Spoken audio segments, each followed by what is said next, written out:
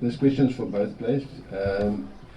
This is asked Mazandile about the jersey. I'd like your feeling as players about the jersey, not playing in the green and gold in your first game.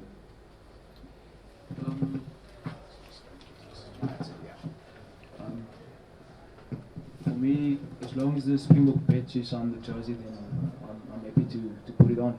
Yeah, I think it's something that's really exciting. I think it's something different, and I think it's exciting for rugby. I've seen a lot of supporters wearing this the second jersey of ours, and I think people are loving it back home. So, like Kurt-Lee says, as long as it's got a Springbok badge, and that's all that matters.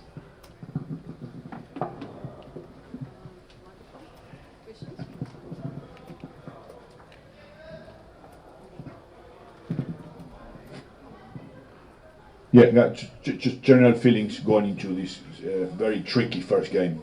Preparation, how has it been here? It's been hot, it's been humid, you got used to in Corsica.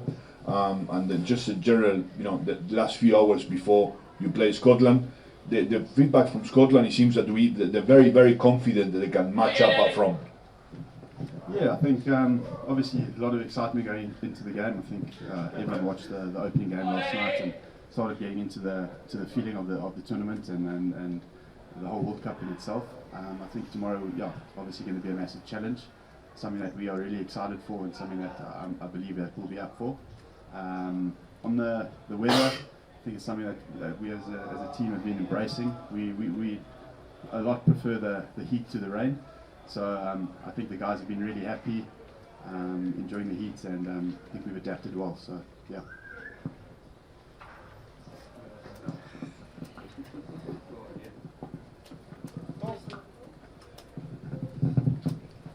A question for Kurt-Lee.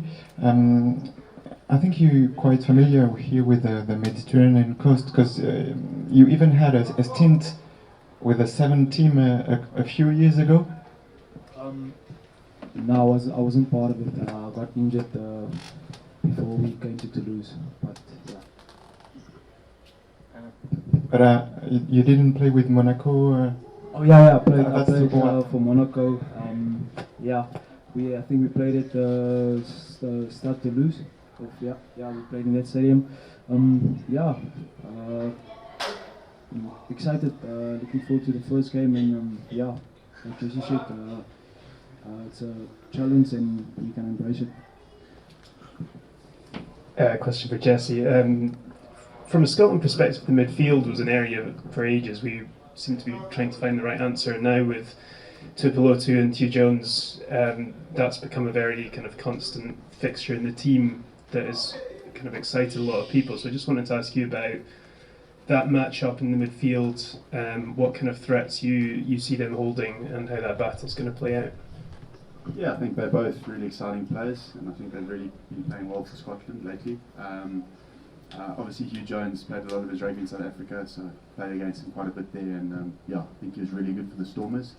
And then Tuipulotu played against him over in Japan. He played for the same team that Kwagga plays for, Yamaha. So familiar with both of them and know what they can do. They're unbelievably exciting on the ball, and I think they've added a lot to the Scotland team. So another big challenge tomorrow, and like I said, something that we are really excited for as a team, and just go out there and give it our best shot.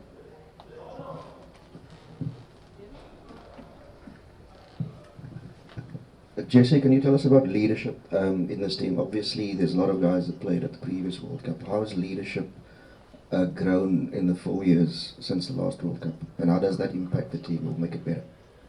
Yeah, I think we see leadership a bit differently in our team. I think it doesn't go on age or number of caps. It goes on ownership. So it doesn't matter if you're a guy like Canan Moody who comes in at 19 or 20 years old.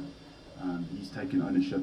He takes ownership of his game, ownership of what he needs to do in the team, and I'm sure that's all the young guys from 19 years old to right through to, I don't know if the oldest guys, maybe Dwayne or one of those guys, but I think it's more about taking ownership, about doing your part in the team, and I suppose just being able to express yourself and going forward like that. We do have a strong leadership group, guys like Evan, Sia, Dwayne, all those guys. And I can name Billy, you can name a lot of guys, but I think it's more for us about taking ownership in your game and what you need to do on the field.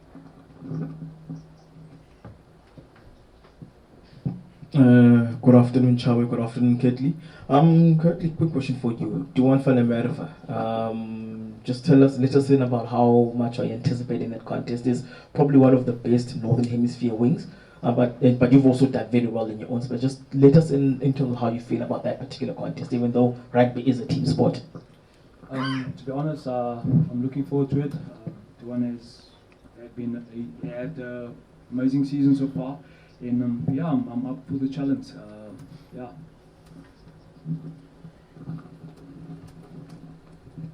Everyone happy? Cool. Thank you, guys. Christian, last one, and then we're done. Yeah, we saw these amazing adverts for, I think, SuperSport, your broadcaster in South Africa, when every one of you kind of goes back and remembers. It seems to be like your group of mates or a street or somebody that made an impact on your career. For the people that we don't know, all these guys, we imagine, the bars, the pubs, the clubs, the coaches. It seems that the team is more united than ever, no? Going ahead and tell us about how you imagine the feelings back in South Africa. Yeah, I think Sia speaks about it a lot. I think we as a team like to stay connected to South Africa, to our roots, and to all the people that support us week in and week out. We know that the responsibility we have as a team and how it changes the mood of our country. We're obviously facing a lot of, I wouldn't say difficulties, but obstacles that we have in our country. And I think for the while that the people watch the Springboks play, I think they forget about that and kind of unite. So we've seen what rugby can do for our country over the years, and how it really brings everyone together. And I think that's remains the most important thing for us as a team going into this tournament.